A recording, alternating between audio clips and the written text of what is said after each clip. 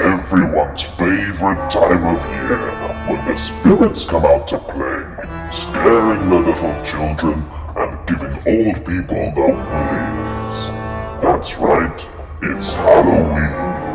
We are going to take a look at some of the spookiest games around to make your Halloween as terrifying as can be.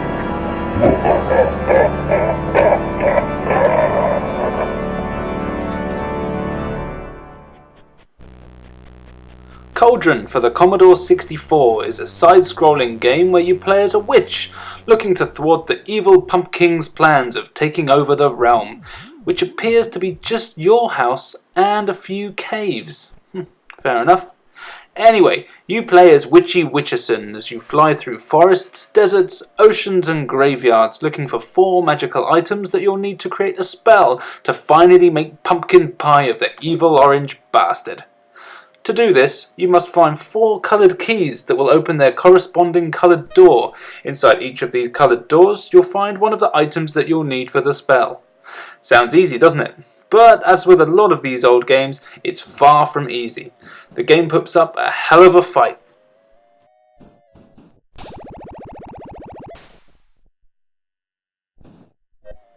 Controlling the witch isn't that easy.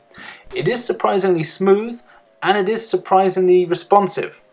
However, everything moves faster than you'd think, making it very hard to pick up the keys that you need and also to avoid the enemies.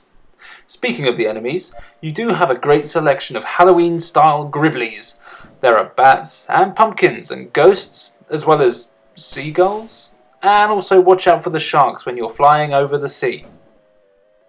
The biggest danger though are the trees. If you so much as touch a leaf, you lose a life, and sends your witch flying and crashing and exploding into the magical ether. Avoiding the trees is very hard, and it does also include the trees right at the start of the game, forcing you to walk as far as you can to the right, coming to the edge of the forest before you can even take off. And when you first start playing this game, there is no indication that this is going to happen. I lost quite a few lives just even starting the game before I figured this out. Although maybe I'm just dumb. Something else to look out for is when you're inside the caves looking for those magical items. The witch here can barely fall 2 inches without dying. Why can't she use a damn broom in these caves? Graphically, the game here is great. It's got an amazing art style that really gives it the Halloween-y feel. There's lots of bright considering it's nighttime and Halloween, colours, and everything really looks great. It's one of those games that, considering the limitations, you can really see what everything is meant to be. Excellent. But there isn't much in the way of sound, however. What there is surprisingly satisfying, especially the sound effect when you're flying in your broom. But a bit of spooky music wouldn't have gone amiss. Overall, this is a great game, and it's a real shame that it was only available on the Commodore 64, as a port onto the 8-bit consoles would probably have gone down pretty well if they just tweaked it just a little bit. But this is really one of those games that on Halloween, definitely break it out. If you can find it, you'll have a really good time. Cauldron was followed by the cunningly named Cauldron 2, Pumpkin Strikes Back.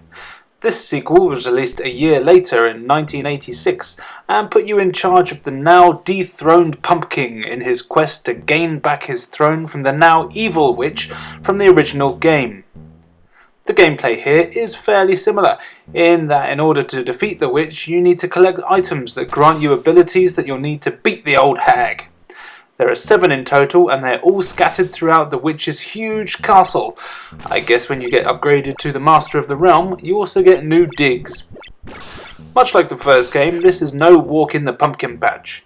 Mr. Pumpkinnickel, as we shall call him, is constantly bouncing, just like pumpkins do in real life, meaning that you'll have to learn a bit of physics before taking on the game. You can adjust the height of your bounce and use it to get around the castle pretty well, but it does take a fair bit of getting used to. The castle itself is full of nasty gribblies.